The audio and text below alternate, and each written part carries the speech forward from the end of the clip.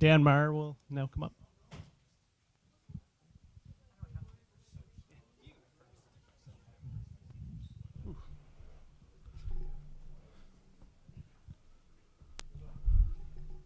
Hi, Dan. How close were you to getting Russian prospects here for this event this year, and what would it take in order to make that happen? Well, we can't control the geopolitical situation out there. We talk to all the agents for the players, and it's difficult to travel. It's difficult to get visas to enter the U.S., and we just left it open. There were top 9 Russian players. We just said if you're available and in the United States, then you're invited to attend the combine.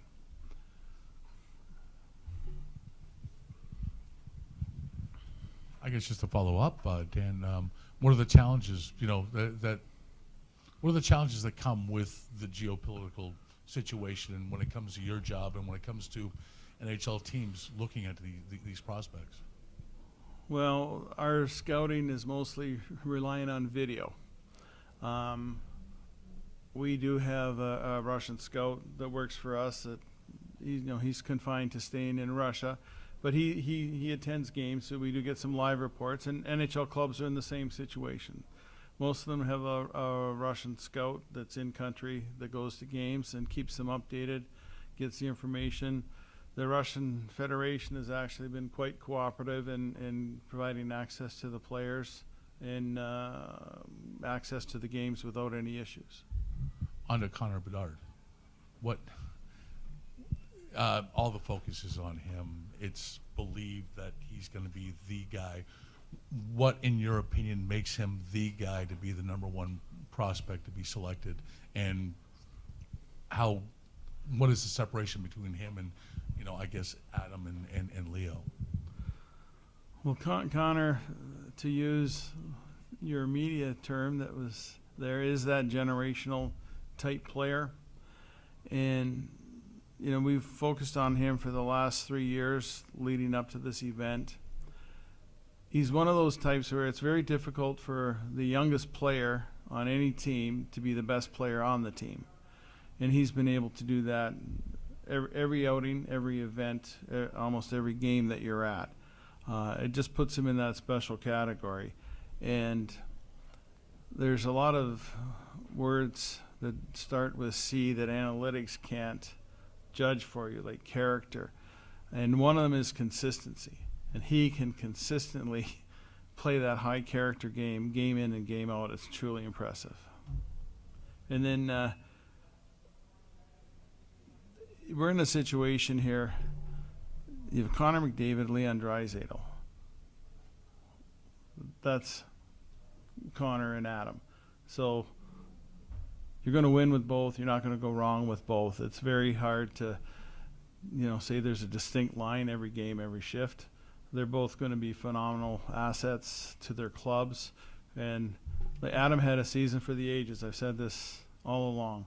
And whoever gets these two players, they're going to help define a franchise. Dan, before Russia became a pariah state, back when they were 16 and 15, Michkov was uttered in the same breath as Bedard. Obviously, politics have gotten in the way, but how good do you think he could be if, I know he's got contract issues and stuff like that, but how close is he to Connor on that scale? Well, at the U18 championships in the U.S. that were hosted in Dallas, they both got better and better as the tournament went on, again, as the youngest players on their team. And they are in the same conversation. It's just difficult when you can't see a player live. And Michkov changed teams this year from the KHL down playing in Sochi. Was a little bit of a difference. His ice time was impacted and affected. So he wasn't put on the same platform in his draft year in order to get maybe some of the same recognition and the same views. But he's definitely a first-round prospect, and I am certain he's going to be taken in the first round this year. And we all like the hype of, going as high as you can, but it's still going to come down to what you do after you get drafted. And he's going to be just fine, but he does have contract commitments, like you said. But when he gets to the NHL, he's going to be an impact player. With Matthew Wood, Dan, the size skill combination there, or as you and your staff are looking at him, were there any comparables that came to mind? And what separates him that has him, pretty high up on your list of North American skaters? All these players have unique characteristics to their game, and they've had unique situations this year. So this is one of the youngest players in the country playing in the NCAA. And he went out, and what we really appreciated was we sent our scouts in to see all our A prospects at the start of the year as soon as we can, just to get a good read on them, and hopefully they don't miss any time during the season. So we catch them early, and all our scouts cycled through, watched Connecticut play, and he was just getting better by the game. And what you could see was how he adapted to the level that he was playing at, how he adapted his foot speed to keep his feet moving.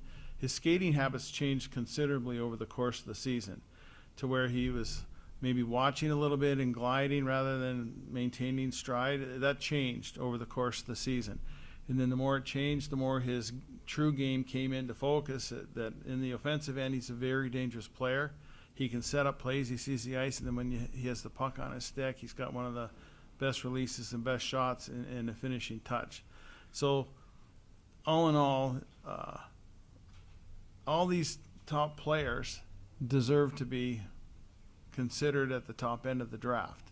And he's no different. Just the level that he did it at, and I'll go back to we had the conversations. David Gregory is our scout responsible in the U.S., and we just started to see a lot of similarities to Tage Thompson here.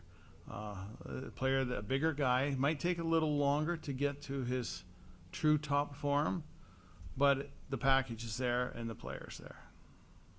Dan, do you remember when you first heard about Connor Bedard, when you first saw him, and what you thought, and when did you realize that kid was the real deal? Well, because of the pandemic, the first time I actually saw him play was at the U18s. And I asked him about this. The first game of the tournament there, I said, I had the impression that you went into it thinking this would be easy. It was one against one of the smaller countries. And I think he was surprised at the level of the intensity and the competitiveness. Then in the next game, you could see he had a completely different approach to the game. I don't think he agreed with me on what I saw in that first game there. He's competitive, and he's true. He did give his best, but I didn't think he was ready for the caliber of the talent. But like I said, by the end of the tournament, he was Canada's best player. And in terms of him up against other number one guys that you've scouted, you've been in this job a while, like in terms of where they were at this point, whether it's McDavid or Matthews, where is he in comparison in that trajectory? Well, for me, on the scouting side of things, he's right up there with Connor McDavid. It's just the next generation. The game continues the speed of the game, the quickness, these young players' hockey sense is so quick to adapt and read plays, and the skill levels. It's getting better and better, but it's getting faster, and it's just the quickness is just unbelievable. So Connor started that trend, and Connor McDavid started that trend. Connor Bedard's going to lead it into the next trend. Dan, we're going back to Nashville, so it's appropriate to ask, can there ever be another 2003? And then secondly, just what are your memories of that in the time you were working for a team in that draft? What was that like? Well, as a scout, after the first day, everybody says they got the guy that they wanted, and then they're happy it was the draft. And then you go back and look, and you always go back and look just to see where you had the players ranked, and then who actually got to the NHL first and who stayed in the NHL once they got there. Every draft class, this age group, there's going to be some players that don't pan out. That's just the way it works. But I think that trend is there's less of those outliers now, just because the way the scouting protocols have changed. They've incorporated more analytics. There's more scouts in the field. There's a little bit more specialized approach and on the coverage that the teams have with the players.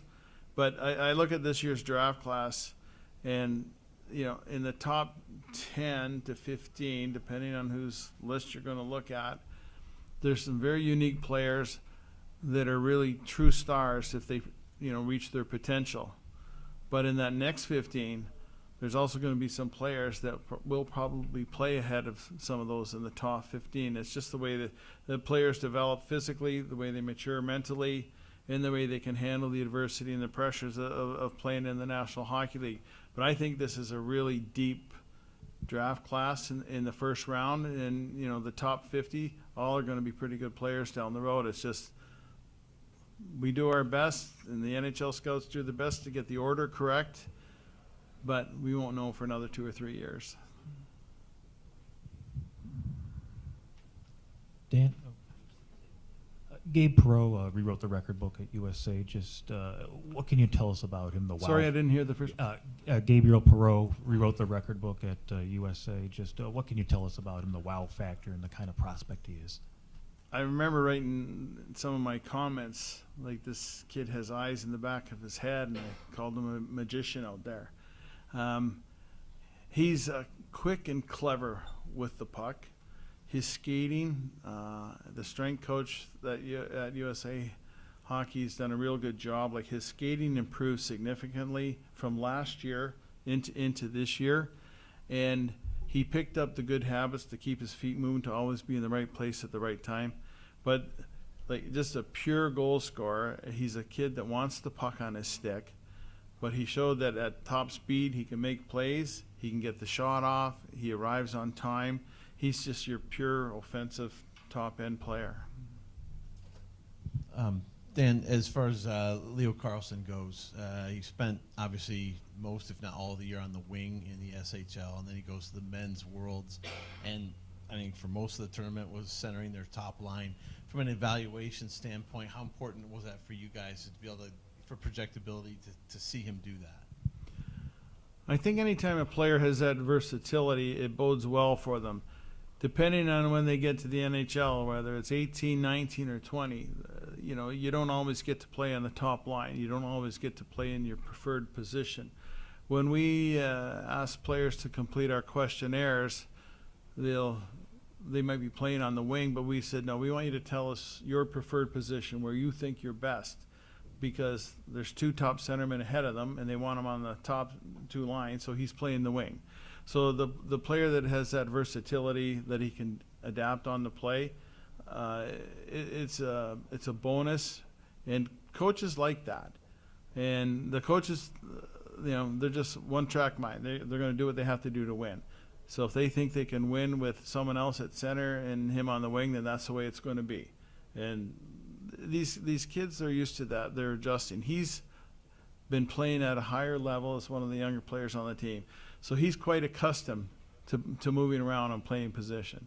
I think if you ask, from what I recall, like, he'd prefer to play center, and it's just he just has got the vision and the ability to control the play from that position.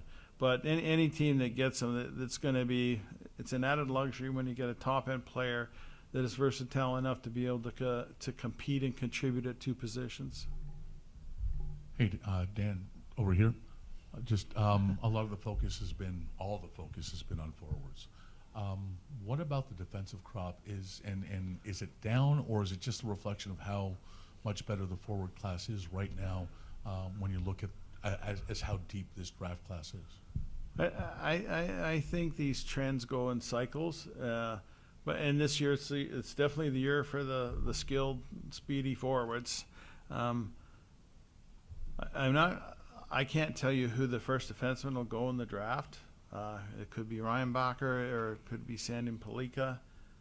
On the North American side, our staff, we're really high on Etienne Morin and Oliver Bonk, but it's very difficult this year to even project where they'll go. But Etienne Morin would be my first choice for a defenseman of this year's draft class. And you talked earlier about first half, second half with Matthew Wood. I'm curious with Gavin Brindley, what did you see in the second half, or at least post-World Juniors, that maybe wasn't there in the first half for him? I saw it in the first half and had a hard time convincing some of my staff, but they jumped on board real quick.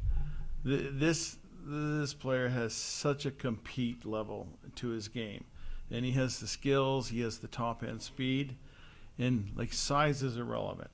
He's an athlete, he competes, he goes out there and he plays like he's 6'1", but he just never quits on a puck or never quits on a play. I've seen more time he's gone out there and been a difference maker.